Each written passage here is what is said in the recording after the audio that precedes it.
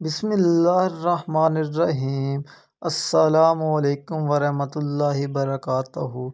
دوستو، آج کی ہماری ویڈیو دو باتوں پر مشتمل ہے، ایک حدیث شریف، دوسرا چاند کی تاریخ۔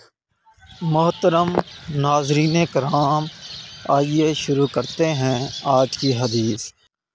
فرمان مصطفیٰ صلی اللہ علیہ وآلہ وسلم، روزہ رکھنے کی فضیلت۔ حضرت ابو سعید خدری رضی اللہ تعالیٰ عنہ سے روایت ہے کہ رسول اللہ صلی اللہ علیہ وآلہ وسلم نے فرمایا، جو شخص اللہ کی راہ میں ایک دن کا روزہ رکھے گا، اللہ تعالیٰ اس کے چہرے کو 70 سال کی مسافت کے برابر دوزخ کی آگ سے دور کر دے گا۔ صحیح بخاری، حدیث نمبر 2840۔ محترم ناظرین کرام، آج کا کیلنڈر۔